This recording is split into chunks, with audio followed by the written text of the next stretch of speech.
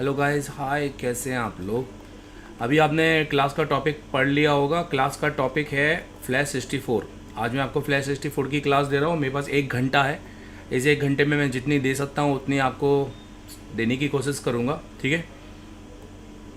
अभी मैं लाइव आया हूँ, आप देख रहे होंगे। आई होप कि यहाँ पर कैमरा सेटअप कर लेते हैं थोड़ा सा, ठीक। तो फ्लैश 64 क्लास हम लाइव करेंगे, पर सबसे पहले एक बार हम देख लें, हम चेकआउट कर लें कि हमारा साउंड सही आ रहा है कि नहीं आ रहा है, ठीक है। और हम पूरी तरीके से लाइव आ रहे हैं कि नहीं आ रहे हैं, क्योंकि हम इसके साथ में फेसबुक में भी लाइव है। एक बार हम चेकआउट कर लेते हैं।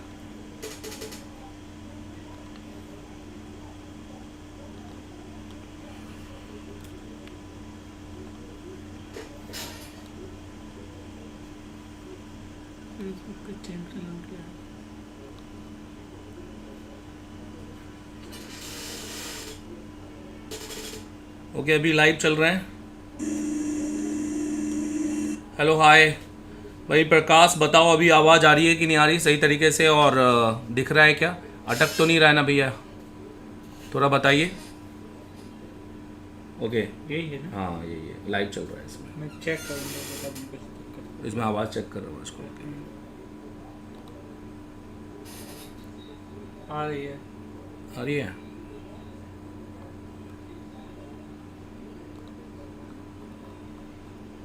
ओके, तो हम फेसबुक और यूट्यूब दोनों पे लाइव हैं। हाय गाइस, कैसे हैं आप सभी लोग? मैं देवधर अग्रवाल। 1 घंटे अपन लाइव सेक्शन करने वाले हैं और आज अपन करेंगे फ्लैश 64। ओके, तो सबसे पहले मैं आपको इंट्रोड्यूस कराता हूँ फ्लैश 64 बॉक्स से। तो सबसे पहले मैं आपको कैमरा लेके जाऊँगा और बॉक्स के पास आपको दिखाता हूँ, जिसमें भी हद तक हम दिखा सकें। राइट,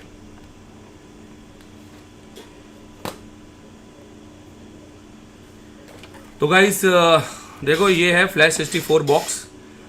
ये जो अडेप्टर है ये आप देख रहे होंगे।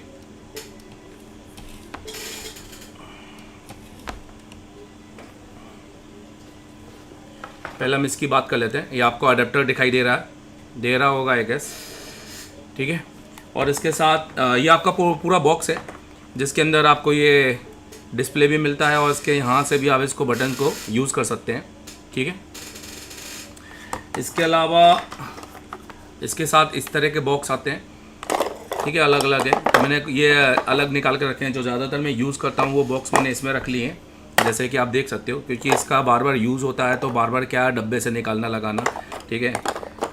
तो सबसे पहले आप इसको ये वाला बॉक्स देखिए। तो ये फ्लैश 64 का बॉक्स है, जिसमें लिखा है UFS BGA 254। तो अगर आपके पास में UFS का फ़ोन आता है और 254 BGA लगा है उसके अंदर, तो हम ये बॉक्स का, ये अडेप्टर का, सॉकेट का यूज़ करते हैं, ठीक है। तो ये फ्लैश 64 के बॉक्स में आता है। फिर आप अगर एक देखें तो एक अडेप्टर आपको मिलेगा UFS का BJ 297। ये सबसे लेटेस्ट है, नथिंग के फ़ोनों में मिलेगा या आपको लेटेस्ट फ़ोनों में मिलेगा, ठीक है। तो जिसके अंदर UFS 4.0 या उसके अपग्रेड वाला आपको UFS देखने को मिलेगा। 297 का जो पिन होता है वो अलग होता है, ठीक है। इसके अंदर आप देख सकते हैं ये जो पिन दिखाई दे रही है ना, सिर्फ इतनी पिनें कनेक्ट होती हैं यहाँ पर पूरे IC के अंदर, क्योंकि बाकी ना रैम की पिनें होती हैं, ठीक है। और हाँ यार, फुल कैमरा नहीं लगा अभी, वो सेटिंग वेटिंग में लगा हुआ है अभी, इससे समझ लो, क्योंकि वो तो सेटअप में ही समझना है। तो एक बार ये देख लो। और ये है दोस्तों, इसको 4-in-1 बोलते हैं। 4-in-1 समझते हो आप? मतलब 4 एक साथ हम यूज़ कर सकते हैं। तो एक यहाँ पर आप देख सकते हो कि यहाँ पर है 162 और 186, जो कि ख़त्म हो चुके हैं अभी। BJ ये नहीं आते, ये 3G फ़ोनों में आते थे, माइक्रोमैक्स के इन सारे फ़ोनों में आते थे, लावा, इंटेक्स। अब इसके अलावा अब एक है ये BJ 254, ये सबसे ज़्यादा रनिंग है। इसके अंदर रैम और MMC दोनों है, तो इसको MMCP बुलाते हैं बेसिकली। और इसके अंदर BJ 221 है, यहाँ पर 221 लगते हैं, जो सबसे 4G सेटों में है अभी। और यहाँ पर आप वही देखो BJ 153, जो कि आपका बेसिकली उन सेटों में आएगा जिसके अंदर रैम अलग आता है, और BJ 153 यूज़ होता है, 169 तो यूज़ होता ही नहीं है। तो मैं अभी फ़िलहाल इसी BJ पे चलता हूँ आगे। जैसे कि मैंने बोला ना, क्लास 1 है, तो हमें धीरे धीरे समझना है। और अभी कल से मेरी क्लासेस चालू हो जाएंगी ये सेक्शन की, तो अब पता नहीं इसके बाद में कब लाइव आऊँगा। तो चलो, इसका जितना भी हो सकता है फ़ायदा उठाएंगे। सबसे पहले मैं बॉक्स देखिए मैंने कनेक्ट करके रखा हुआ है अपनी लीड के साथ। अब मैं यहाँ पर देखता हूँ पहले मैंने कौन सी आईसी लगानी है। अभी तो कोई भी आईसी नहीं है, तो मैं BJ221 से शुरुआत करता हूँ उसको। तो जैसे हमें कोई भी आईसी लगानी है तो हमें यहाँ पर BJ221 वाला हमें अपने इस अडेप्टर पे लगाना पड़ेगा। ठीक है। तो यहाँ पर ये ग्रीन सिग्नल तो दे रहा है, पर अभी हमें पता नहीं चल पा रहा है ना कि हमारा आईसी है या नहीं है, क्योंकि अभी आईसी तो नहीं है। और यहाँ पर अगर हम बात करेंगे, चलो हम सेटअप पे जाते हैं। ये तो नॉर्मल है, तो कोई भी कर लेगा। एक जिसको नहीं भी आता कंप्यूटर चलाना वो भी इसको लगा लेगा, कोई बहुत बड़ी बात नहीं है। बड़ी बात है इसको चलाना और उसको समझना। तो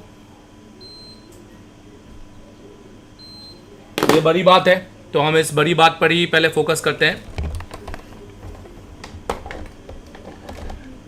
ठीक है।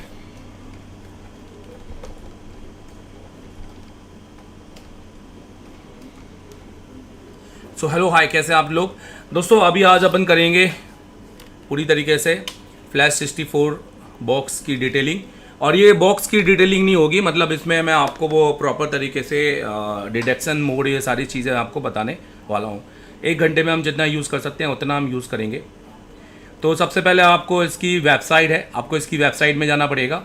और ये वेबसाइट है इसकी flash64.com। ठीक है। आपने इस वेबसाइट में जाकर आपको इसको डाउनलोड करना है। ये आपकी वेबसाइट आ गई है, तो आप यहाँ से जाकर इसको डाउनलोड कर सकते हैं। और यहाँ पे हाउ टू रजिस्टर है, पर वो करने की ज़रूरत नहीं, बहुत ही ईजी है और मैं आपको तो वैसे भी सिखा रहा हूँ। डाउनलोड पे टिक करना है, तो डाउनलोड पे आपको जो भी अपडेटेड हो जाएगा वो मिल जाएगा। ये देखिए लेटेस्ट वर्जन है 16V016 और 2025। अब यहाँ पर बताया गया कैसे इसको आपको करना है, पर इसमें कोई भी वॉइस नहीं है, तो आपको बहुत कम लोगों को इसमें समझ में आएगा। तो इसके लिए ना एक टेलीग्राम सपोर्ट भी है इनका। तो टेलीग्राम सपोर्ट के अंदर ये न्यूज़ और अपडेट में बताते रहते हैं कि क्या नया आया है क्या। देखो अभी इसका नया वर्जन ये चल रहा है, तो इससे अगर आप जुड़े रहेंगे तो आपको पता चलता रहेगा। बहुत सारी चीज़ें इसके अंदर आती हैं, फ्री पॉकेट के सपोर्ट है जो आपको UFS ये आपका फ्लैश 64 दे रहा है। ठीक है। तो जैसे ही आप इसको इंस्टॉल करोगे ना, तो ये आपका इंस्टॉल हो जाएगा। और आपको इस तरह का आपको पहले तो आएगा इस तरह से R फाइल में। R फाइल में आने के बाद देखिए यहाँ पर कहीं ना कहीं मैंने डाउनलोड, ये देखो ये जैसे यहाँ पर आया ये फ्लैश 64 ये दिखाई दे रहा है R फाइल में। अब इसके बाद आपको जब आप इसको एक्सट्रैक्ट करोगे तो इस तरह का फोल्डर बन जाएगा। इसको आपको ये कोई .exe फाइल नहीं है जिसको आपको चलाना है, इसको आपको नॉर्मल तरीके से ही आप यूज़ कर सकते हो। ठीक है। तो 1 मिनट,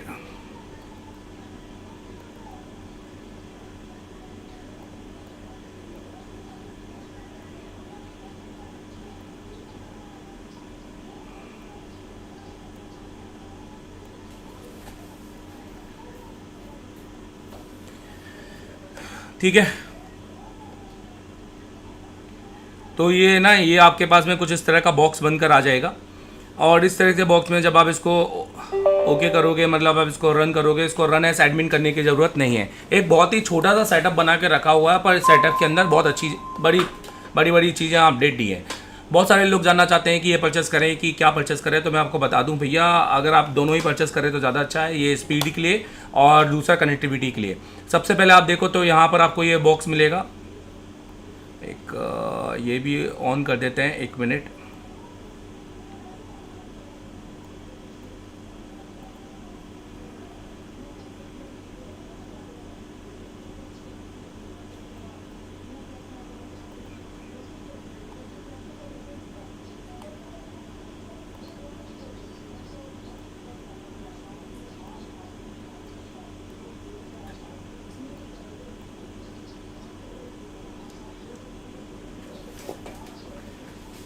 और जब ये किया है तो ये भी ले लेते हैं ताकि लिखने में आसानी हो।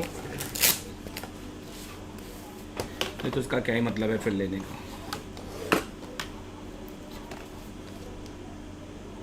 ठीक है। तो ये भी कनेक्ट हो जाएगा। अभी पता चला कि ऑनलाइन इसीलिए सक्सेस नहीं है। ऑनलाइन के स्टूडेंट ढूंढते रहते हैं, क्योंकि ऑनलाइन ना सही तरीके से मिल ही नहीं पाता, इसलिए वीडियो को सक्सेस है, पर यह उस तरह से आप ऑनलाइन और ये सक्सेस बिल्कुल भी नहीं है। ठीक है। चलो, तो सबसे पहले जैसे कि यहाँ पर आपने फ्लैश 64 को ओपन करना है, और मैं ओपन कर ही चुका हूँ ऑलरेडी, ये आपको बता चुका हूँ।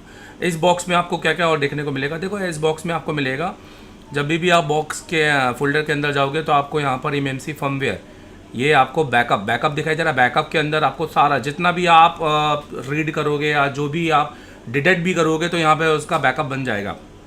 पर ये आपके पास ऑप्शन है कि आप चाहो तो इसको शिफ्ट दबाकर स्किप भी कर सकते हो। एमएमसी का इसके अंदर जाएगा।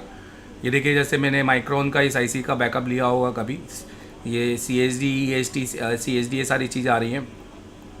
और UFS का यहाँ पर ये सैमसंग SK-NS का इस तरह का बैकअप आपको मिल जाएगा। ये आपकी डिस्क्रिप्टर एल्टीट्यूड और फ्लैग, मतलब ये आपकी डिस्क्रिप्टर फाइल है, ठीक है।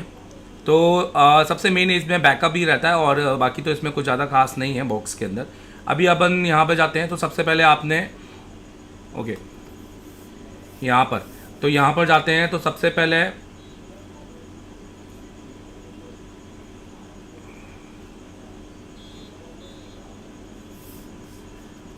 आपको है ना ये दिखाई देता है। यहाँ पर आपको ये देखिए ये दिखाई दे रहा है आपको इसको क्लिक करना है। तो ये आपको अगर यहाँ पे कुछ नंबर्स आ रहे हैं तो समझो कि आपका बॉक्स पोर्ट बना रहा है, तो इसका मतलब है कि आप नेक्स्ट जा सकते हो। अगर आपका यहाँ पर ये नंबर ही नहीं आ रहा है तो समझो कि आपका बॉक्स पोर्ट ही नहीं बना रहा है। तो मतलब ये है ना, और ये डायरेक्ट है, मतलब ये आपका प्लग एंड ये आपका प्ले है। तो प्लग इन प्ले है, मतलब आपको इसके लिए अलग से कोई ड्राइवर डालने की ज़रूरत नहीं है, ठीक है। तो अब इसको जैसे टच करेंगे, टच करने के बाद आप फिर से नोटिस कीजिए कि जैसे मैंने यहाँ पे टच किया वैसे ही यहाँ पर आप देखिए कि फ्लैश 64 प्रोग्रामर और USB 3.2 यहाँ पर आपको दिखाई दे रहा है। ये USB 3.2 सपोर्ट कर रहा है। दूसरी चीज़ है अब यहाँ पर है ना, ये एक USB का साइन आ जाता है और एक ब्लूटूथ का आ जाता है, जो कि हम फ्यूचर में यूज़ करेंगे। अभी ब्लूटूथ का कोई भी सीन नहीं है। अगर ये क्रॉस भी आ रहा है तो भी चलेगा, एक्टिव हो जाएगा, आपका कोई दिक्कत नहीं है। ओके भी आ रहा है तो भी ओके है। और यहाँ पर आप देखो तो इस तरह का साइन आ जाता है। तो ये साइन ना आपका एक तरह का कनेक्ट का बटन है ये, ठीक है। और ये आपको ये जो एरो दिखाई दे रहा है, ये एरो आपका एक तरह से आप समझो कि इसको आप रीसेट कर सकते हो बॉक्स को पूरी तरीके से, ठीक है।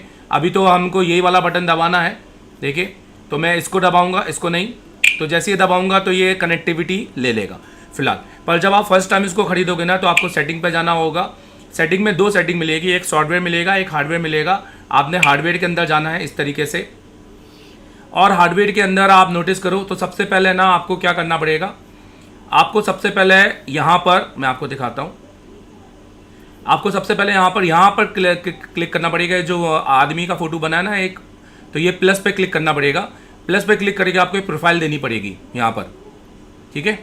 ये प्रोफाइल देनी पड़ेगी। प्रोफाइल मतलब यहाँ पर आप अपना नाम डाल दो। जैसे यहाँ पर मैंने ACR लिख दिया, यहाँ पर मैंने टेलीकॉम लिख लिया, ठीक है। ईमेल ID आप डाल लो acr.telecom@gmail.com। यहाँ पे आप अपना नंबर डाल लो। फिर यहाँ पर फिर आपको यहाँ पे तो कंट्री है तो नंबर डालने की जरूरत नहीं है, तो कंट्री डाला हुआ है। यहाँ पर आप अपना नंबर डाल लो, ठीक है। और उसके बाद आप अपना बाया मोबाइल नंबर से यहाँ पे OTP जनरेट कर सकते हो, ईमेल से कर सकते हो, बाया मैसेज सर्विस, जिससे भी आप करना है। और एक नंबर आप अपना 123 करके एक अपना नंबर, अपना अकाउंट नंबर बना लो और उसको रजिस्टर कर दो। तो आपको है ना एक OTP जनरेट होगा, जिसमें भी आप इन तीनों चीज़ों में आप टिक करोगे। OTP जनरेट होने के बाद में आप जब इसको वेरीफाई करोगे तो आप इसका रजिस्टर कर लोगे सक्सेसफुली। तो कोई बहुत बड़ी बात नहीं है, ठीक है, कोई भी बहुत बड़ी बात नहीं है, हो जाएगा। अब इसके बाद जब ये रजिस्टर हो जाएगा सक्सेसफुली, तब भी आप फिर से जब इसको कनेक्ट करोगे तो भी कनेक्ट नहीं होगा, ये एक आपको एरर देगा। क्योंकि इसको कैलिब्रेशन होना है। तो जब बॉक्स का नया बॉक्स आता है, जब भी नया बॉक्स बोलना जैसे कि नया अपडेट आता है, ठीक है, तो जनरली वो है ना कैलिब्रेशन चाहता है। तो कैलिब्रेशन के लिए मल्टीमीटर दिखाई दे रहा है, तो आपको बस यही करना है, आपको इस मल्टीमीटर पे टिक करना है और इस बॉक्स को कैलिब्रेट करना है। पर कैलिब्रेट करने के लिए सबसे पहले वो देखो क्या बोल रहा है कि प्लीज़ डिसकनेक्ट अडेप्टर, क्योंकि मैंने ऑलरेडी एक BJ221 का अडेप्टर लगा के रखा था, इसलिए अब मैंने उसको वापस हटा दिया है। और फिर से मैं इसको कैलिब्रेट का बटन दबाऊंगा तो देखिए अब यहाँ पे कैलिब्रेशन चालू हो चुका है, जैसे कि आप यहाँ पर देख रहे हैं।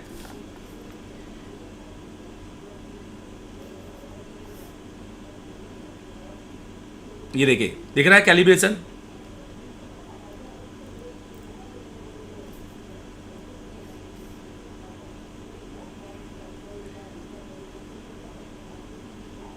तो देखिए यहाँ पर आप दिख रहा है कैलिब्रेशन, यहाँ पे कैलिब्रेशन चालू हो गया है। अभी कैलिब्रेशन सक्सेस पर एक फाइल क्रिएट करेगा और ये फाइल C फोल्डर में एक फोल्डर में आपको डाल देगा जहाँ पे भी ये इंस्टॉल है।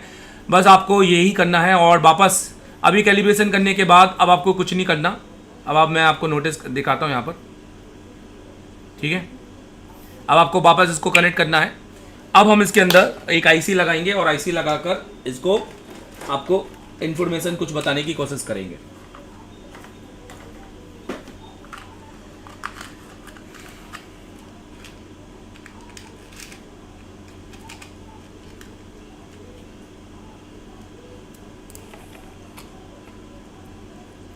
जितने भी हमारे पुराने स्टूडेंट हैं और जो फ्लैश 64 सीखना चाहते हैं वो एमडी सर से कांटेक्ट करें और एप्लीकेशन ले लें और आपको पूरा क्लासेस मिल जाएगी उसमें, ठीक है। आपको ऐसा एक एक वीडियो का मुंह नहीं देखना पड़ेगा, एक बार में अपडेट हो।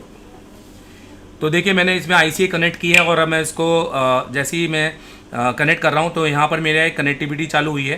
तो एक आईसी तो कनेक्ट हुई है बट उसके अंदर किसी भी प्रकार का कोई डाटा नहीं है। जैसे कि आप यहाँ पर देख सकते हैं क्या क्या कनेक्ट हुआ है, आओ मैं आपको समझाता हूँ।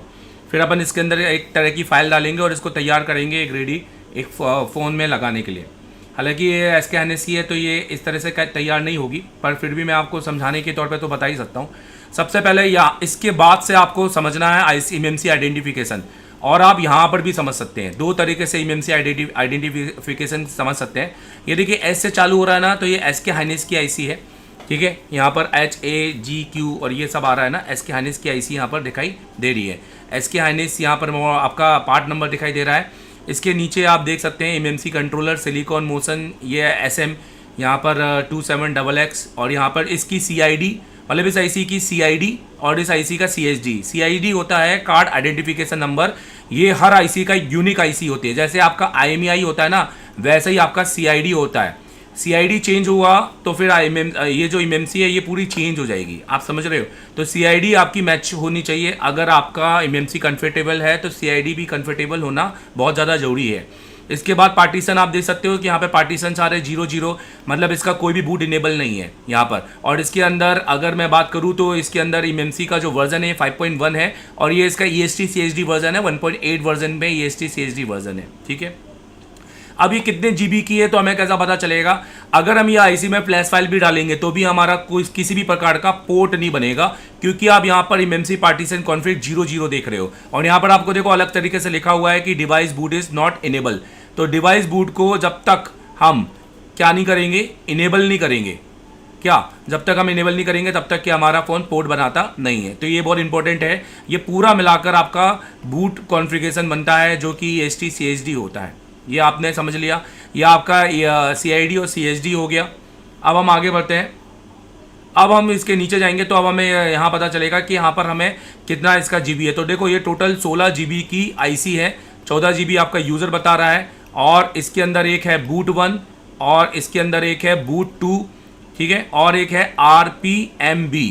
तो वैसे भी एसके हाइनेस में RPMB का कोई सीन नहीं है क्योंकि हम इसको क्लीन कर नहीं सकते हैं, ये सिर्फ अपने सैमसंग में क्लीन होता है।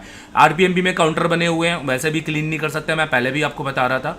ये यूज़र है आपका और यूज़र आपको इतना ले रहा है, तो ये आउट ऑफ 16 के अंदर ले रहा है आपको। 16 GB है जिसके अंदर यूज़र आपका 14 GB मिला हुआ है और 4 MB की आपका बूट पार्टीशन 1 है। बूट पार्टीशन 1 क्या होता है? देखो जो बूट पार्टीशन 1 होता है यह आपके फ़ोन को फर्स्ट लोगो पर लेके जाता है, मतलब पहला लोगो जो आता है वो इसकी वजह से आता है। और बूट पार्टीशन 2 इसमें आपका सेकंड लोगो पर लेके जाता है, मतलब जो फर्स्ट लोगो से सेकंड लोगो में मूव करता है वो पार्टीशन 1 और 2 की वजह से करता है। उसके बाद जितना भी हमारा जो बूट होता है वो हमारे यूज़र डाटा के अंदर होता है। उसके अंदर यूज़र पार्ट, जिसको हम यूज़र पार्ट बोलते हैं, उसके अंदर बेसिकली हमारी होती है नॉर्मल फ्लैश फाइल, हमारी क्रिटिकल फाइल, ठीक है, और हमारा सिक्योरिटी होती है। सिक्योरिटी क्या होती है? जिसके अंदर हमारा IMEI और बेसबैंड ये सब कुछ होता है। अब देखो ये सबसे इंपॉर्टेंट है, ये आपकी हेल्थ है। तो यहाँ पर अलग से हेल्थ को क्लिक करने की जरूरत नहीं है, आपको सब कुछ यहाँ पर देखने को मिलेगा। यहाँ एमएमसी हेल्थ आपको बता रहा है अभी 0 से 10% है, जो कि विच इज़ वेरी गुड। अगर ये 50% से 60% या उसके ऊपर है तो आप समझ लो कि एमएमसी आपको चेंज करने की ज़रूरत है। अगर आप वापस लगाएंगे तो कस्टमर का ये 10 दिन में या 2 दिन में सेट रिटर्न करेगा। और इसको बोलते हैं POL लिखा होता है जनरली आपके UEFI के अंदर या JTAG के अंदर। POL होता है प्री एंड ऑफ लाइफ, तो ये भी आपकी नॉर्मल है। और डायनेमिक कैपेसिटी एडजस्टमेंट इसको नॉट नीडेड, मतलब आपको वैसे भी इसकी कैपेसिटी को एडजस्टमेंट करने की इसमें ज़रूरत नहीं है। तो अगर हम बात करें इस आईसी की जो हेल्थ है वो बिल्कुल हमारी ओके है, ठीक है। अब इसमें अगर हम देखें तो किसी भी प्रकार का अभी हमारे पास इसमें कोई भी बैकअप नहीं है। तो चलिए अभी एक फ्लैश फाइल इसके अंदर डालते हैं और एक बैकअप बनाते हैं। तो किस तरीके से हम डालेंगे, तो देखिए इसके अंदर आप देख सकते हैं, यहाँ पर आपको नीचे एक सेटिंग्स दिखाई दे रही होगी, ये भी आपको देखना ज़रूरी है। ये देखिए यहाँ पर मेन है, यहाँ पे पार्टीशन है, यहाँ पर ग्राफ है, यहाँ पे JEDEC और यहाँ पे SCSI यहाँ पर दिया हुआ है। अभी आप मेन पे हैं, जैसे आप पार्टीशन पे टिक करेंगे तो इस तरह का इंटरफेस सामने आपके आएगा। देखो गाइस, अभी मैं बहुत जल्दी बता रहा हूँ और शॉर्टकट में बता रहा हूँ। जब मैं आपको क्लासेस ये मैं या तो आपके एप्लीकेशन में बताऊँगा तो मैंने बहुत डिटेल में बताया है, एक एक फाइल के अंदर जा के बताया और बहुत पार्ट में बताया है, ठीक है। तो अभी अपन बात करता हूँ, वैसे भी ऑनलाइन है, आप समझ सकते हैं। तो ये सारी चीज़ मैं आपको यहाँ पर अभी देख सकते हैं कि अपन ये इसको एक्सप्लेन करते हैं या जो भी है इस 1 घंटे में, क्योंकि मेरे को भी 1 घंटे के अंदर ये PC अपने एक साथी को देना है और वो अभी बैठा हुआ है यहाँ पर। आप देख सकते हैं यहाँ पर आपको इसके पार्टीशंस दिखाई दे रहे हैं। तो बूट B, बूट A और यूज़र यहाँ पर आपको दिखाई दे रहे हैं। यहाँ पर फाइल नेम की कौन सी फाइल होती है, यहाँ पर उसके ब्लॉक एड्रेस है और यहाँ उसका साइज़ है, ठीक है। यहाँ से हम बूट A बूट B को हम चेंज कर सकते हैं। यहाँ से हम किसी भी GPT को राइट करके हम उसके GPT पार्टीशन टेबल को रिक्रिएट कर सकते हैं। और अगर GPT में सेकंड जो बैकअप GPT होता है, कई बार उसका क्या होता है, एरर आता है, तो वो एरर को हम इस MBR से ओके कर सकते हैं। यहाँ से हम अपनी बहुत सारी फाइलों को अनपैक कर सकते हैं। यहाँ से हम अपने सिलेक्शंस को मोड को देख सकते हैं कि क्या हमें सेलेक्ट करना है, ऑल सेलेक्ट करना है कि नहीं। जैसे ये ऑटोमेटिकली दिख रहा है, कुछ बॉक्स सेलेक्टेड है, कुछ नहीं है। यहाँ से हम अपने यूज़र डाटा को डिलीट कर सकते हैं। यहाँ पर हम FRP को डायरेक्ट डिलीट कर FRP को मतलब हटा सकते हैं, रिमूव कर सकते हैं। ये ब्लैंक चेक हो गया हमारा। और ये हमारा आपका रीड राइट और हमारा आपका बेसिकली एक रीड हो गया, एक राइट हो गया, ठीक है। तो ये हमारा हो गया। अब इसमें और चेक करते हैं कि क्या है। जैसे आप देख सकते हैं यहाँ पर, और ये चीज़ है ना आपको यहाँ पर भी दिखती है जब आप MMC में टिक करेंगे। यहाँ पर देखिए, हम इसको MMC में टिक करते हैं, ये देखिए एक आपका एरेस, ओके, रीड राइट और एरेस है, एक चीज़ भूल गया ना, रीड राइट और एरेस। तो जिस पे ये आपका एरेसर बना है, ये एरेस हो गया, ये रीड हो गया और ये राइट हो गया, ठीक है। बहुत कुछ भी नहीं है यार, इतना सरल है। जिसने भी UEFI पढ़ा है ये उसके लिए हलवा है, मैं सच बता रहा हूँ। ये आपका MMC, ये SK hynix का पार्ट नंबर है, ये SK hynix का IC है। यहाँ पर भी आपको बहुत सारी डिटेल मिलती है। यहाँ पर आप देखो तो टोटल कैपेसिटी दिखाई दे रही है 15 मतलब 16 GB का है, ठीक है। बूट ये बता रहा है MMC के एक्टिव पार्टीशन कौन से है, तो ये सारे पार्टीशन एक्टिव दिखा रहा है। रिवीजन 1.8 दिखा रहा है। ये क्यों देखना है, क्योंकि अगर आपके पास किसी सेट में 1.7 का MMC लगा है तो आप उसको बेसिकली जैसे कि कई बार होता है ना कि हमारे पास में 1.8 का MMC लगा होता है और हम कोई पुराना MMC उठा लेते हैं और जो 1.7 है तो ये उसमें काम नहीं करता। इसलिए हमें रिवीजन देखना होता है कि भैया हमारा अभी MMC 1.8 है तो या तो हमें वो या तो उसके ऊपर लेना होता है, ठीक है। तो मैचेबल नहीं करेगा ना अगर आप चेंज कर रहे हो। तो बहुत कुछ ऐसा नहीं है, सिर्फ खाली उसका CID नंबर चेक कर लो या तो उसका खाली पार्ट नंबर चेक कर लो, प्रोडक्ट नंबर तो हो जाता है। मैन्युफैक्चरिंग डेट डी है, पता नहीं क्यों देते हैं, पर ये पता करने के लिए हाँ भाई इतनी पुरानी है। अब आप खुद ही देख लो कि कितनी पुरानी है। बूट पार्टीशन यहाँ से भी पता चल जाता है कि डिवाइस नॉट बूटेबल है ना। और बूट पार्टीशन कॉन्फ़िगरेशन लॉक है, मतलब हम इसको चेंज कर सकते हैं। यहाँ पर आप ऑप्शन देखें तो एक UFS मिलता है, एक MMC मिलता है। यह आपका RFFE, I2C और ये सारे सिग्नल और आपके मीडियाटेक के हो गए, इसके कौन सी MMC इसमें डिटेक्ट करती है, मतलब कौन सी MMC इसमें लग सकती है फाइल के बाइस के हिसाब से हम यहाँ पे देख सकते हैं। ये सेटिंग हो गया है और ये यूज़र्स हो गया होगा। तो अभी हम MMC के अंदर हैं, जिसके अंदर अच्छा यहाँ पर भी अगर हम बात करें तो यहाँ पर हमें क्या क्या देखने को मिल रहा है। तो यहाँ पर हमें MMC एक हमें मिल रहा है MMC, जिसके अंदर यहाँ हमें कनेक्शन पैरामीटर मिल रहे हैं। तो यहाँ पर ये जो करेक्शन पैरामीटर है कभी कभी कनेक्ट नहीं होते ना, तो हम लोअर और अपर करते हैं। तो VCC को कम कर लिया, VCCQ को कम कर लिया। ये ISP मोड और AI कनेक्ट क्या है, ये AI मतलब आपका AI नहीं है, ये ऑटोनॉमियस AI बोलते हैं इसको। ये इंप्रूव करने के लिए किया गया ISP के लिए, कि जब ISP के अंदर अगर वोल्टेज में फ्लक्चुएट हो या कुछ अप डाउन हो या कुछ अनबैलेंस हो तो ये ऑटोमेटिकली उसको एडजस्ट करता है, ठीक है। तो ISP तब करना होता है जब हम ISP से कर रहे हैं, बाकी तो हमें इसको छेड़ने की ज़रूरत नहीं है। यहाँ पे कनेक्शन टास्क हैं कि आप क्या क्या चाहते हो कि यहाँ पर आपकी है ना जानकारी आपको यहाँ पर मिलती जाए जो आपके मेन वाले पेज में। तो जैसे रीड एंड्रॉयड इन्फॉर्मेशन मिल जाए, सिक्योरिटी पार्टीशन मिल जाए, RPMP की इन्फॉर्मेशन मिल जाए, MMC का आपको WP का ग्रुप की इन्फॉर्मेशन मिल जाए और स्मार्ट इन्फॉर्मेशन आपको मिल जाए। तो ये सारी चीज़ें आप इसको अनटिक और अनटिक कर सकते हैं। यहाँ पर आप अपने फाइल का डंप रिक्रिएट कर सकते हैं, उसको राइट और आपको इसको इरेज कर सकते हैं। और यहाँ पर अगर आप कस्टम करते हैं तो यहाँ से कस्टम को फिर हम सेट करते हैं, क्योंकि हमें यहाँ पर है ना एड्रेस देना होता है। तो ये एड्रेस हम है ना यहाँ से उठाते हैं, ये एड्रेस दिखाई दे रहा है आपको, तो ये एड्रेस हम यहाँ से उठाकर यहाँ पर डालते हैं एंड में। तो इसको किस तरीके से डाला जाता है, क्योंकि इसके अंदर है ना आप देखो तो एक ऑप्शन नहीं होता है। वो ऑप्शन आप देखो तो कौन सा ऑप्शन है, जैसे मैंने यूजर लिया तो यूजर के अंदर ना ये देखो फुल आता है, कस्टम आता है, पर एक्सक्लूडेड नहीं आता। आप दिख रहे हैं यहाँ पर यूएफआई के जैसे, तो हमें कस्टम टिक करना होता है। तो ये कैसे वर्क करता है मैं आगे आपको क्लास 2 या 3 में बता दूंगा।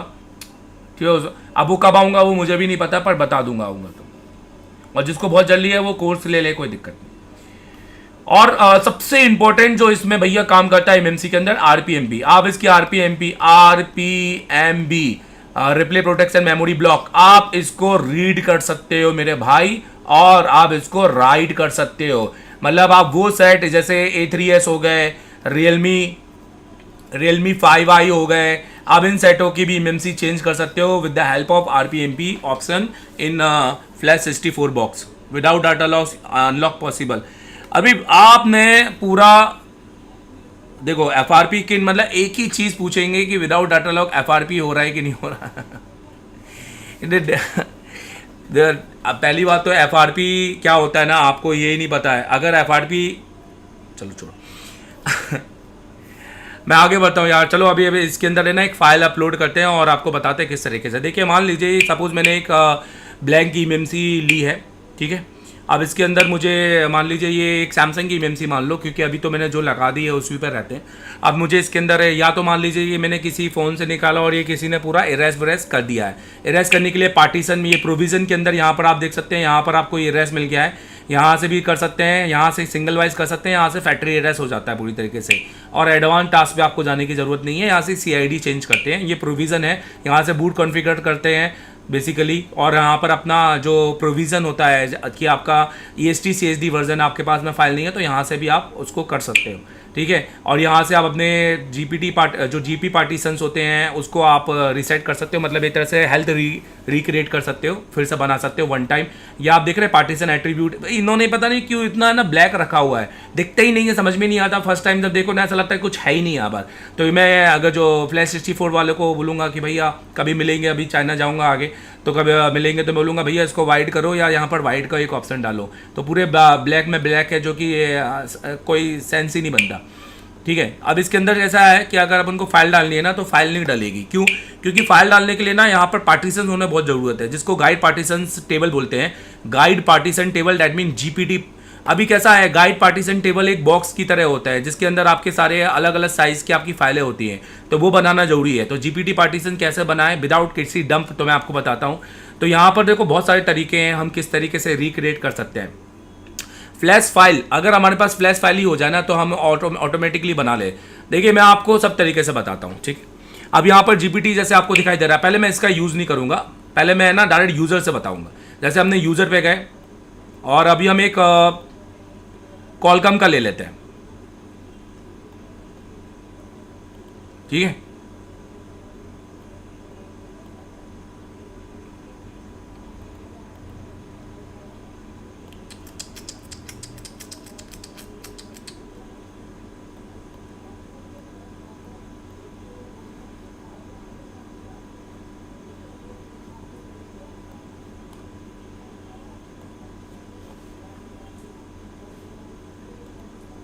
चलो ये 7A का एक ले लेते हैं अपन। एक फाइल के अंदर गए, अब इस फाइल के अंदर हमने इमेज पे गए और यहाँ से देखो नीचे फाइल और टाइप में जाकर ना यहाँ पे कॉलकम XML पे जाना है। तो यहाँ से अगर मैं एक GPT को सिलेक्ट करूँ तो देखो GPT मेन आ गया। अब जैसे मैंने यहाँ पे सिलेक्ट किया GPT, तो यहाँ पे देखो दिख रहा है load GPT for other partition. जैसे मैंने इसको सिलेक्ट किया तो यहाँ पर 1 और 1 दिखाई दे रहा है, ठीक है। अब अगर पहले इससे देखते हैं, क्योंकि मेरे को तो पता है कहाँ से बनना है क्या बनना है, पर मैं आपको सारी चीज़ एक्सप्लेन करना चाहता हूँ। बहुत सारे लोग हैं ना ये सब करने के बाद भी कर नहीं पाते हैं, ठीक है। देखिए तो हमने GPT यहाँ पे डाला, देखो क्या हुआ, नहीं कुछ हुआ, क्या नहीं हुआ। अब हम यहाँ पर GPT ना डाल के एक XML डालते हैं, XML ये डाला, ठीक है। देखिए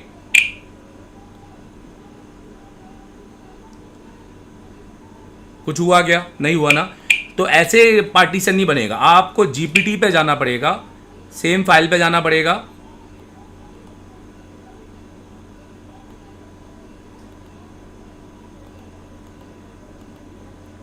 ठीक है।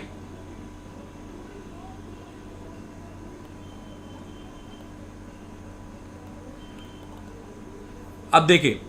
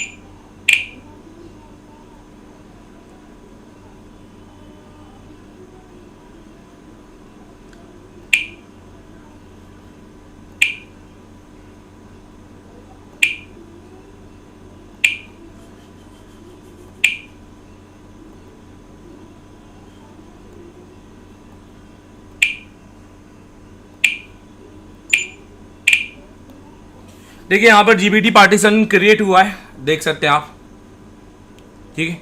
तो जीपीटी पार्टीशन, ये जो फाइल, ये जो टेबल बनी हुई है ना, ये आपको दिखाई दे रही है टेबल, है ना। ये हमने जो बनाई है, मैं आपको फिर से बताना चाहूँगा, ये देखो मैंने कैसे बनाई है। मैं इसको कंप्लीटली इरेज कर देता हूँ। अच्छा, इस इरेज में एक चीज़ है, आप देखो लिखा हुआ are you sure that you want to erase entire, तो इसके अंदर ये बोलता है EST CSD यूज़र और बूट सब इरेज करेंगे, बट RPMP को इरेज नहीं करेंगे, ठीक है। मतलब इसके अंदर आपका जितना भी जो गाइड पार्टीशन टेबल है वो सारा चीज़ इरेज हो जाएगा और कंप्लीटली आप देखो वापस 0 पे आ जाओगे, दिख रहा है, दे रहा है। अब जीपीटी पर जाने पर मैंने फिलहाल ये देखो मैंने स्कैटर फाइल ली है, और स्कैटर फाइल लेने पर आप देखो तो यहाँ पर है ना ऑटोमेटिकली आपको दिखाई दे रहा है प्राइमरी जीपीटी रिटर्न सक्सेसफुली या सेकेंडरी जीपीटी रिटर्न सक्सेसफुली, ठीक है। तो ये आपको दिखाई दे रहा है। तो इसका मतलब अब अपन को है ना कुछ भी रीड राइट करने की जरूरत नहीं है। मतलब पहले मैंने क्या किया, मीडियाटेक क्यों याद कर रहा हूँ, कॉलकम में बता रहा हूँ। पहले मैंने क्या किया, मैंने जीपीटी को क्लिक किया और अपनी फाइल के अंदर गया फ्लैश फाइल में, और फ्लैश फाइल में जाने के बाद मैंने इसकी एंड्रॉयड स्कैटर फाइल ले ली, और स्कैटर फाइल जैसी मैंने ली ऑटोमेटिकली उसमें से प्राइमरी जीपीटी और सेकेंडरी जीपीटी को इनेबल कर दिया। कौन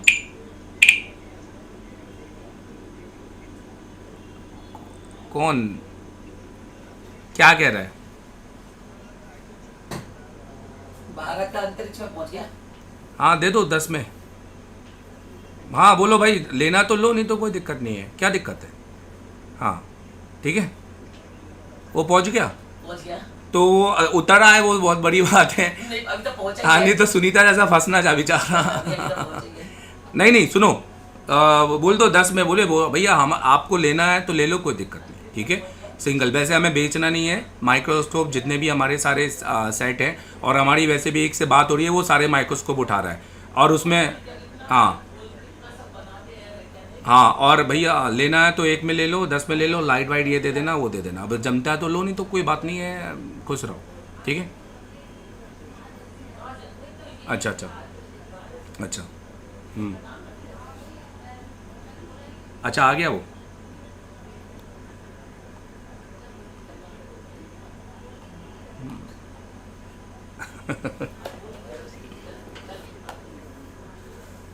हो गया वो पूरा। चलो ठीक, चलो करता हूँ कॉल, 1 मिनट लाइव। तो गाइज़ आप लोगों को बहुत बहुत बधाइयाँ। सबसे पहले अभी हमारी मम्मी ने आके हमें इन्फॉर्मेशन दी है कि हमारे जो इंडिया का एक बंदा था जो अभी मेरे ख्याल से कहाँ गया है, वो गया है ना, अंतरिक्ष में गया है, तो वो सक्सेसफुली वो चला गया है। तो ये हमारे लिए प्राउड का मोमेंट है कि जब इंडिया का कोई बंदा ऐसा कुछ करता है तो ये खुशी तो होती है इसमें। हम एज अ रिकनाइज होते हैं यार पूरे इंडिया में। अभी आप कहीं देश में जाओ और कोई आपको रील दिखाए, देखो कि तुम्हारा इंडिया इतना गंदा है, तो बुरा लगता है यार। ठीक है, हाँ।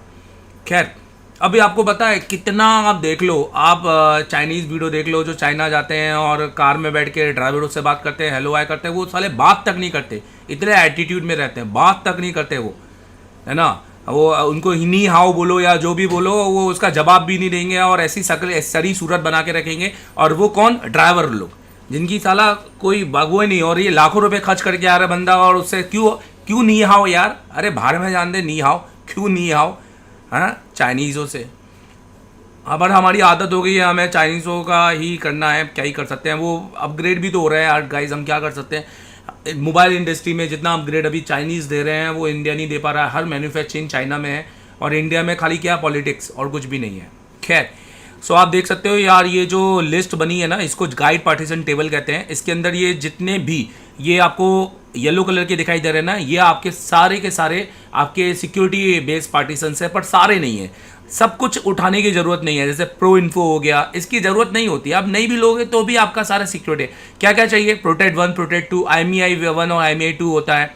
आप इसमें NV डाटा और NVCF जो कॉन्फिगरेट बोलते हैं उसको, NVCFG, हर चीज़ को एक्सप्लेन किया है मैंने।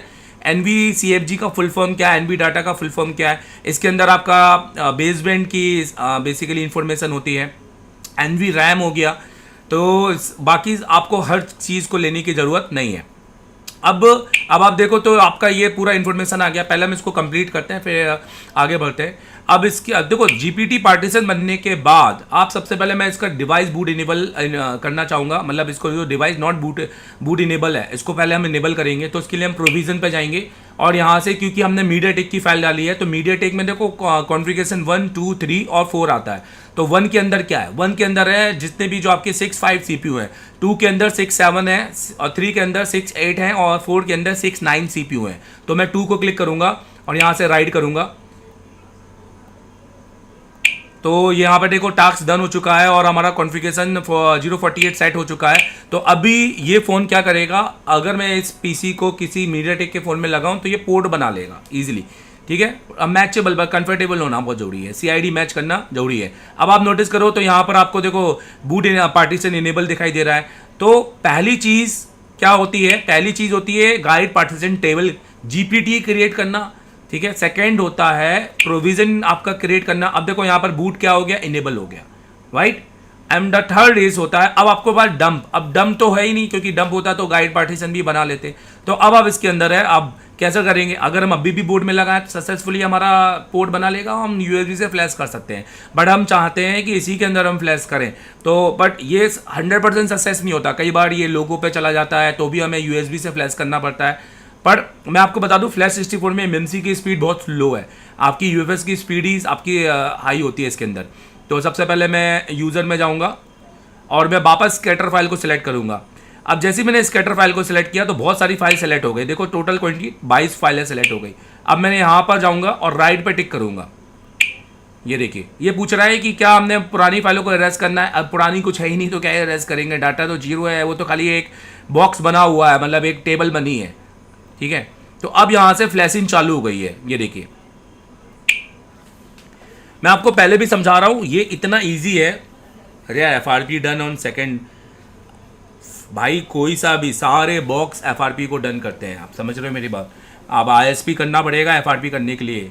ठीक है, USB से तो ये आपके मोबाइल से कनेक्ट नहीं हो जाएगा।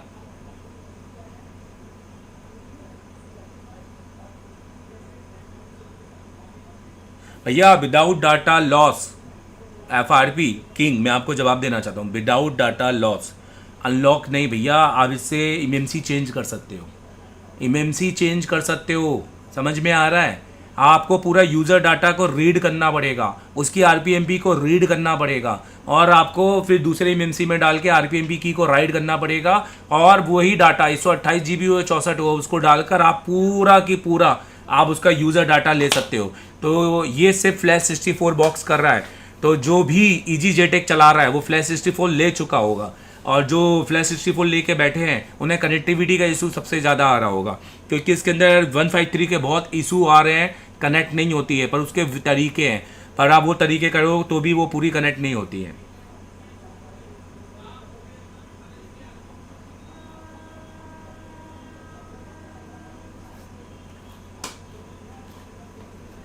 ये सिस्टम फाइल है जो सबसे बड़ी फाइल होती है, जिसके अंदर हमारा यूज़र सबसे बड़ा यूज़र का सबसे बड़ा डाटा होता है, ठीक है। इसके अंदर ही पूरा OS होता है एक तरह से हमारा।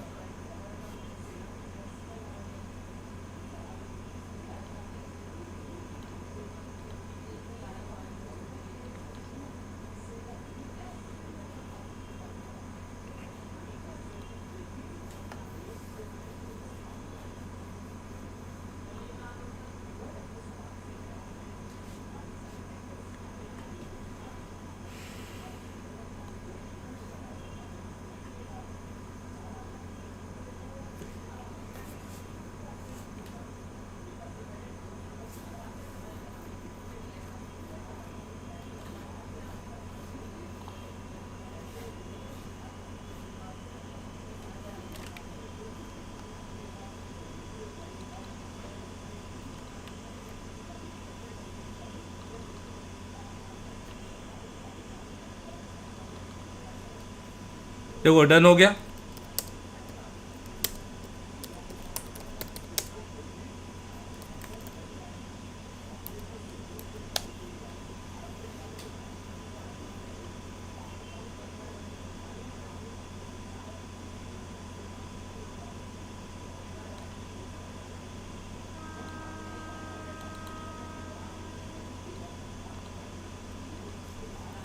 ठीक है, अब इसको हम कनेक्ट करेंगे। तो आप देखो कि यहाँ पर हमारा पूरा GPT भी आएगा और दोनों वैलिड है। सबसे बड़ा, अगर मान लो यहाँ पर आपको एरर आता है, अनवैलिड लिखा होता है, तो आपको यहाँ जाके इस NBR को टिक कर देना है बस, और कुछ नहीं करना, ठीक है। तो ये आपका ये भी वैलिड हो जाता है। देखो यहाँ पे पूरी आपकी फाइल की इन्फॉर्मेशन आ गई। अब इसके अंदर आपका ये आपका मॉडल नंबर आ गया, ये इसका आपका वर्जन आ गया, यहाँ पे आपका इसका CPU नंबर आ गया, सब कुछ है इसके अंदर, ठीक है। यहाँ पर आप देख सकते हैं कि सारी चीज़ आपको है। अब सपोज ये बन गया, अब इसके अंदर बैकअप वो IMEI वाला तो है नहीं, क्योंकि हमने फ्लैश फाइल डाला है। ये तो अभी हमें लगाने के बाद हमें MIUI मेटा टूल से बनाना पड़ेगा। और अगर आपका बैकअप है जो आपने रीड किया होगा USB से, तो आप यहाँ से अगर NVCFG, NV data protect 1 protect 2 और SEC CFG और SE1 ये भी दे देते हैं, परसेस ये भी दे देते हैं, तो वो आपका काम हो जाएगा। सारा देने की ज़रूरत नहीं होती है भाई। इसके अलावा अब सपोज़ अगर हमने यही IC को कनेक्ट किया और सपोज़ हमें इसका डंप बनाना है, तो हम इसका डंप कैसे क्रिएट करेंगे? तो हम सबसे पहले बूट 1 पे जाएंगे और इसको फुल ही, बूट 1 को हमेशा फुल ही रीड किया जाता है, ठीक है। तो यहाँ से हम बूट 1 को ऐसा करके रीड कर सकते हैं।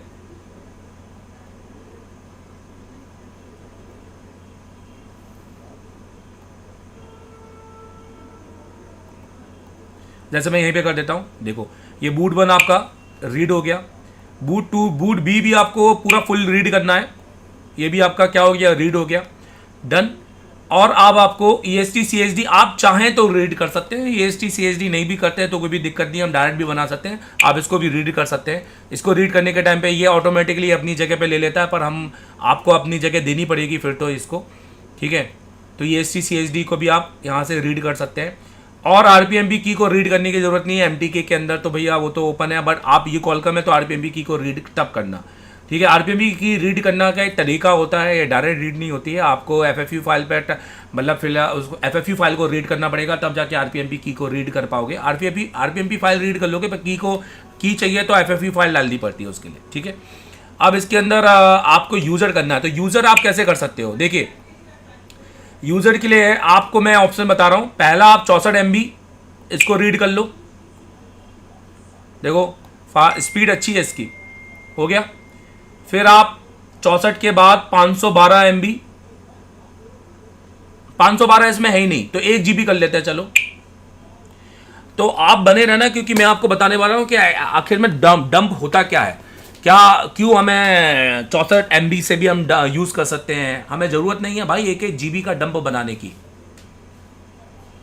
हम 64 MB से भी काम कर सकते हैं, 1 GB से भी कर सकते हैं, हम अपना 212 512 से भी कर सकते हैं। तो ये कहना कि 512 में ही अच्छा होता है, ऐसा कुछ भी नहीं है, ठीक है। डंप क्या होता है मैं आपको बताता हूँ, एक्सप्लेन करता हूँ। पहले एक बार बना, क्योंकि अभी तो मैंने आपको विदाउट डंप बताया, अभी आपको डंप के साथ बता रहा हूँ। अब देखो यहाँ पर स्पीड कितनी मिल रही है, नीचे देखो यहाँ पर लिखा हुआ है 20 MB पर सेकेंड, MB बाइट पर सेकेंड, मेगा बाइट पर सेकेंड आपको मिल रहा है। मतलब कितना कम है यार। ये UFS होगी ना तो 200 मिलता है, जस्ट 10% गुना। और एक आप यहाँ से, तो ये ले लिया आपने, एक यहाँ से आप कस्टम ले सकते हो। तो कस्टम कैसा लोगे बताता हूँ। कस्टम मतलब एक्सक्लूडेड डाटा। तो आपको यहाँ पे कस्टम पे जाना है, यहाँ पर नीचे जाना है, सॉरी यहीं पे जाना है मेन पे, और आपको एक्सक्लूसिव डाटा वाला ये यूज़र डाटा पे जाना है। और इसको आपको यहाँ से इस नंबर्स को सिलेक्ट करना है, जहाँ नंबर खत्म हो रहा है, जैसे 12 खत्म हो रहा है ना, उसके ऊपर आगे 2 नंबर तक सिलेक्ट करना है, 2 0 तक। ये कॉपी करना है कस्टम में, और कस्टम में रहना चाहिए, और यहाँ पे बाइट में टिक करना है, और यहाँ पर आपको पेस्ट करना है, और आप यहाँ पे आपको इसको रीड करना है। तो देखिए अब ये कितना ले रहा है, अब ये टोटल फाइल में से 4.67 GB ले रहा है। मतलब ये आपका एक्सक्लूसिव डाटा हो गया, ठीक है। ये कोई नहीं बताता ऐसा, और लाइव आकर तो कोई भी नहीं बताता, सब एडिटेबल वीडियो बन रहा है आज की डेट में दुनिया में। जितनी भी कमी होगी, जो भी एरर होंगे, सब कुछ रिमूव करके वीडियो डालना, भैया ऐसा नहीं। मैं तो पूरा लाइव करने में बिलीव करता हूँ, इसलिए लाइव भी बता रहा हूँ।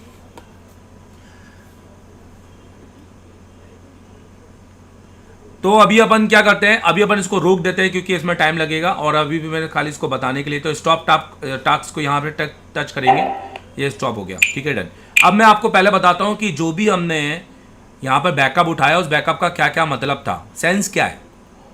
सो देखो सबसे पहले यहाँ पर आ गई आपकी बूट ए फाइल, ये देखो नीचे 4 MB, boot B file 4 MB, user अच्छा बूट ए फाइल। अगर आप इसको हेक्स एडिटर टूल में देखोगे तो ये कैसा दिखाई देगा, और ये बच्चे चलाते हैं ये टूल।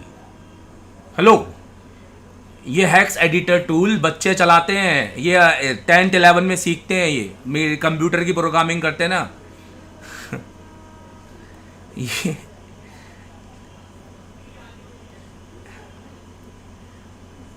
क्या बताऊं मैं। eMMC बूट ये दिखाई दे रहा है यहाँ पर, ठीक है। यही अगर UFS होता तो यहाँ पे UFS बूट लिखा होता है। ये प्री लोडर की फाइल है। इतना आपकी ये MSM यहाँ वेट ये MMM, इसके ऊपर जितनी भी फाइल है ये प्री लोडर है आपका, इसी से फ़ोन बूट करता है आपका। समझ रहे हो मेरी बात? मैं कह रहा हूँ बच्चे चलाते हैं SSD टूल। अभी क्या हमारी फील्ड के अंदर जितने भी लोग हैं ना, 90% लोग, 90%, आप हो सकता है 10 में आते हो, जो भी देख रहे हो, वो पढ़े लिखे नहीं है, 8वीं 9वीं 10वीं फेल है। तो वो ये ज़िंदगी में कंप्यूटर चलाया नहीं, ये चलाया नहीं, तो ये उनको एक बहुत बड़ा चीज़ लगती है, और लगनी भी चाहिए। आप SSD टूल यूज़ कर रहे हो, हैक्स एडिटर, बट इतना बड़ा हुआ बना के बैठ गए हैं प्रोग्रामर, क्या बताऊं। खैर,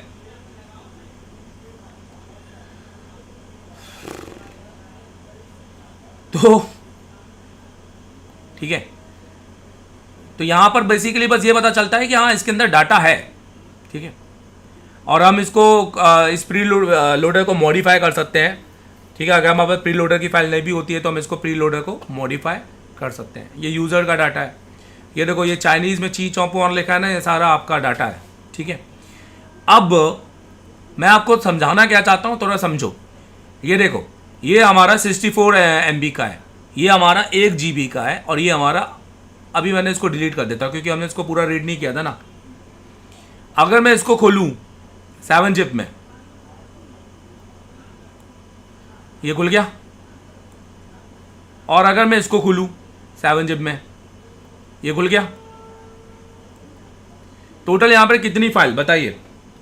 40 फाइल, ठीक है।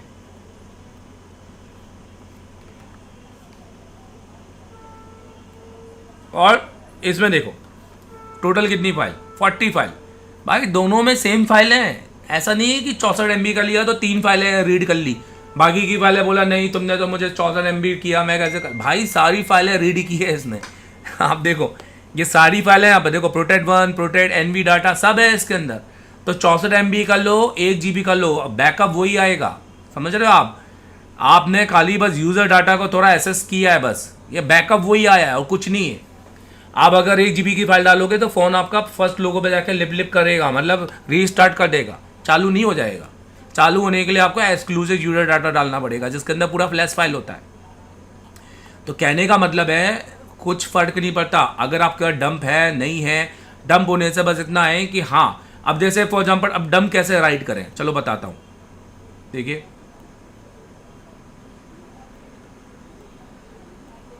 ये लास्ट करते हैं क्योंकि यार मेरे को इसको कंप्यूटर देना है। अब जैसे इसको मैं पूरा एरेस कर देता हूँ कंप्लीटली और फिर से इसको डालता हूँ। और ध्यान रखना कॉलकम का क्यों नहीं हुआ उसका रीज़न दूंगा मैं आकर, और सेकेंड वीडियो बनाऊंगा उसका, ठीक है। अभी क्योंकि मैं क्या है कि मेरे को पहले भी बोला मैं बहुत जल्दबाजी में आया हूँ, सिस्टम मुझे किसी और को देना है अपना।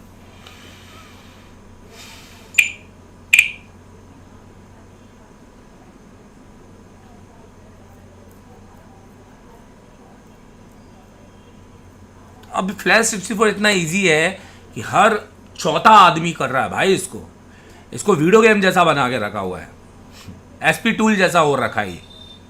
अब सपोज मेरे पास डंप है तो मैं कैसे राइड करूंगा? तो डंप में ध्यान देना, अभी आप देखो तो यहाँ पर पूरा खाली है, दिख रहा है यहाँ पर, है ना। आपने कुछ नहीं करना है, आपने यहाँ से डायरेक्ट ही राइड कर सकते हो और यहाँ से भी राइड कर सकते हो, ऐसा नहीं है, यहाँ से भी राइड कर सकते हो। बूट है, यहाँ से आप फाइल को रीड कर सकते हो, राइट कर सकते हो। जैसे यहाँ पर राइट किया तो फाइल को मांगेगा, आप यहाँ पे डायरेक्ट भी डाल सकते हो। जैसे बूट ए को डबल टिक किया,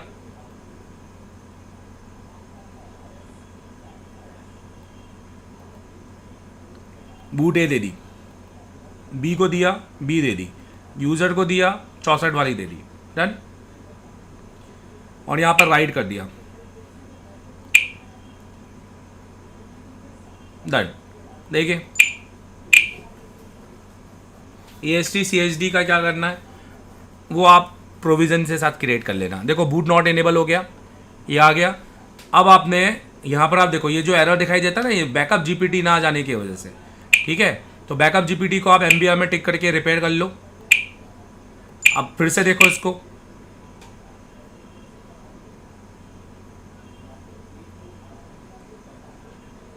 देखिए वैलिड हो गया, ठीक है। अब इसके अंदर बूट इनेबल करना है, तो बूट इनेबल करना प्रोविजन में जाओ और यहाँ पे MediaTek 2 को सेलेक्ट करो और यहाँ पर राइट कर दो।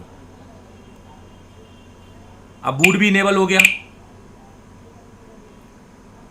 पर ये सेव और सेव पोर्ट बनाने तक का बैकअप है, ऑन करने का बैकअप नहीं है। फ्लैश फाइल डालनी पड़ेगी इसके अंदर, बन गया सेम। तो ये आपको मैंने विदाउट डंप और डंप दोनों बताया। आई होप कि आपको कैसा लगा वीडियो, मुझे बताएगा जरूर। इस वीडियो को लाइक शेयर करो और पूरी तरीके से हमारे फेसबुक से जुड़ो। और अगर हम, और हाँ, परसों से हमारा क्लासेस चालू हो जाएगा, मैं पहले बता रहा हूँ, लाइव देखिएगा पहले दिन ही। मैं आपको गारंटी दे रहा हूँ, जो भी बच्चा आया है, जो बैठा हुआ है भी हमारे हॉस्टल में, वो सारे बच्चे जिन्होंने माइक्रोस्कोप नहीं है, जिनकी ने कभी SMD नहीं छुई, या जो काम कर रहे हैं जिस पे काम नहीं हो रहा, MMC रिबोल नहीं हो रही या काम नहीं, वो पहले दिन ही फीस लेने के बाद ही अगले 1 मिनट के अंदर हम उनको बैठा देंगे SMD में और उनको हम MMC रिबोल कराएंगे परफेक्ट तरीके से, और उसकी बहुत अच्छे से रील बनाकर उसमें डालेंगे आपके साथ, और लाइव आएंगे, शेयर करेंगे। और सेकेंड डे हम उनसे MMC CPU सब करवाएंगे डन। और उसके बाद थर्ड डे हम उनसे बड़े CPU को रिवॉल्व करवाएंगे और लाइव पावर IC करवाएंगे और लाइव डाटा शीट बनवाएंगे। और फोर्थ डे हम उनसे CPU लाइव करवाएंगे, और 1 बार नहीं, 2 बार नहीं, 3 बार हम CPU लाइव करवाएंगे। और उसके बाद एवरी सिंगल डे अगर हम ग्राफिक भी पढ़ा रहे तो भी CPU करवाएंगे। सिर्फ डेड फोन में नहीं करवाते, ना ही हमारा कंसेप्ट है कि किसी मरे फोन में उठा के CPU के और लगवा दिया, हो गया काम। हमें चालू चाहिए, रीडिंग चाहिए हमें, ठीक है, नहीं होता तो दूसरी बार करो। और ये हमारा प्रोग्राम चलता रहता है। यहाँ कंफर्ट जोन 0 और नॉलेज 100%। इसलिए हमारा स्टूडेंट जो 9-10 भी पास नहीं होता ना, वो भी टीचर बन जाता है बहुत अच्छे से जाकर, और बड़ा इंस्टीट्यूट खोल लेता है। आप समझ रहे हो मेरी बात? ये हैंड स्किल का काम दिखाना और ये पढ़ाई, ये बहुत सारी चीजें, बहुत ये देखो, ये रिपेयरिंग बनी उन लोगों के लिए है जो ज़्यादा पढ़े लिखे नहीं है, जो ज़्यादा अनस्किल्ड नहीं है, उनको स्किल्ड बनाने के लिए। पर अब इसकी रिपेयरिंग के अंदर बहुत से लोग ऐसे आ गए हैं जो बहुत पढ़े लिखे भी हैं, क्योंकि बाहर मार्केट में बिजनेस नहीं है, काम धंधे नहीं है। आप समझ रहे हो मेरी बात किसी भी तरीके से? और जिन लोगों को फ्लैश 64 का पूरा क्या पढ़ना है, पूरा मेरा कोर्स लेना है, वो मेरे एप्लीकेशन में जा सकता है।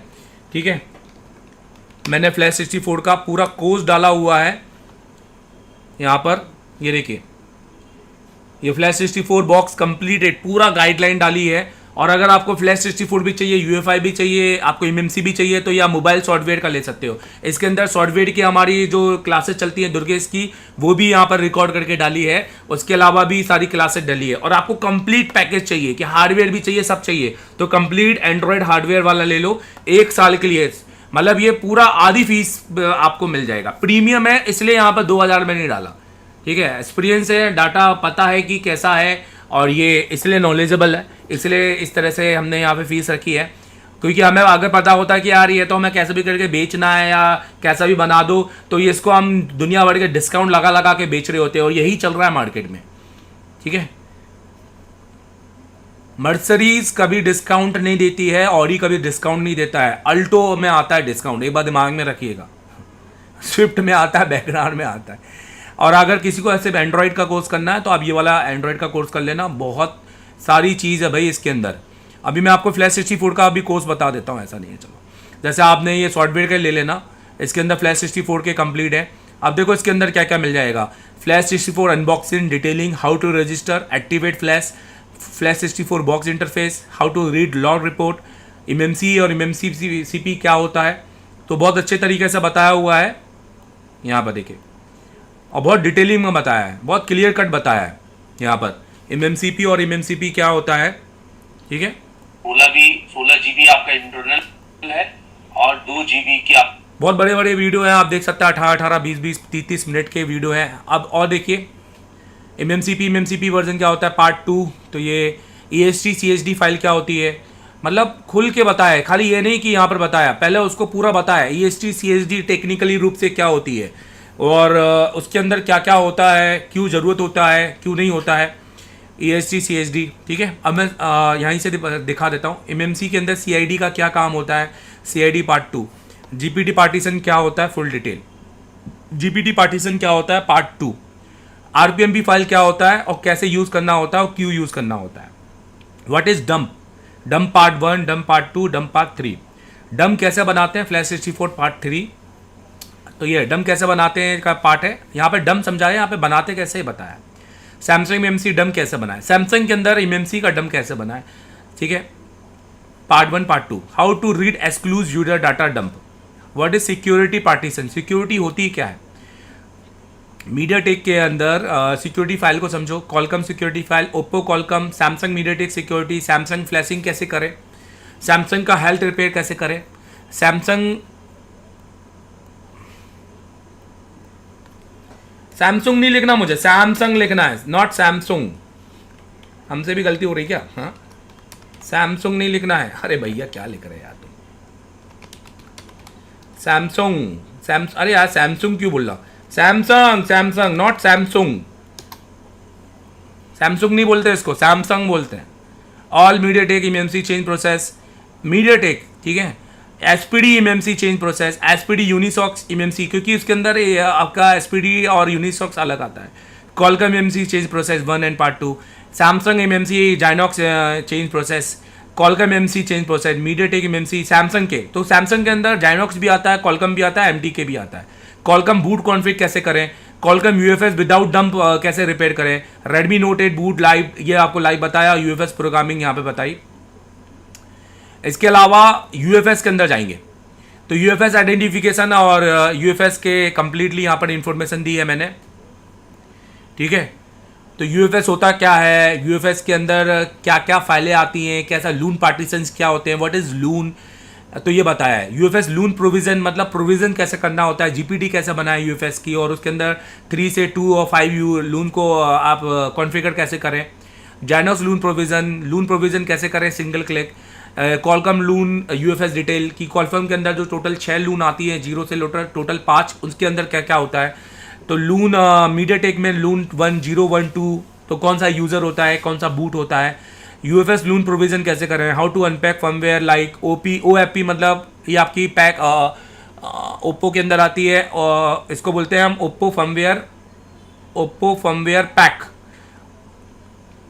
डिस्क्रिप्टर, व्हाट इज डिस्क्रिप्टर, इसको लॉग अनलॉक कैसे करना है, प्राइमरी जीपीटी बैकअप कैसे क्रिएट करना है, कॉलकम यूएफएस सिक्योरिटी कैसा क्या रहता है, उसके अंदर कौन कौन सा ज़रूरत रहता है, कैसे लेना होता है, Qualcomm UFS reprogramming with dump file, Qualcomm UFS Qualcomm programming part 1 part 2, MediaTek on security file backup. तो MediaTek UFS change with new UFS without dump and MediaTek UFS programming full detail. तो भाई इतना सब है और बहुत, और ये हमारी क्लासेस जो भी मैंने क्लासेस ली है उसमें, उसके अलावा इजी डिटेक्ट प्लस यूएफआई, और ये हमारा दुर्गेश के द्वारा पढ़ाई हुई, जो दुर्गेश सर है ना उसके द्वारा पढ़ाई हुई सारी क्लासेस। तो ये सब आप परचेस कर सकते हो। परचेस करने के लिए आपने ये वाले प्ले स्टोर में जाना है, प्ले स्टोर में जाकर आपको लिखना है एशिया टेलीकॉम मोबाइल कोर्स। ये देखो, ये एशिया टेलीकॉम मोबाइल कोर्स, ये लोगो रहेगा, आप इसको इंस्टॉल कर लो और इसको परचेस करो, अनलॉक करो वीडियो और देखो और फ़ायदा उठाओ एनी टाइम एनीवेयर। कोई मच्छी बाजार नहीं, ऑनलाइन आ रहे, कोई माइक बंद कर रहे, तू ये कर तू वो कर, ये सब नहीं।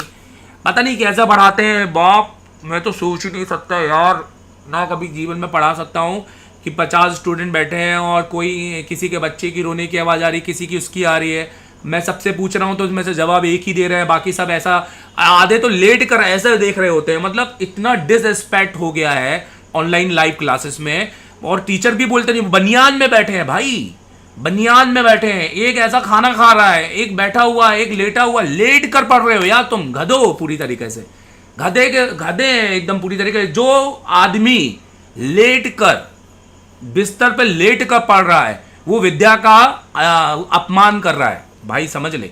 अब वो हिंदू हो, मुसलमान हो, सिख ईसाई, कुछ फर्क नहीं, विद्या सबके लिए एक है बॉस।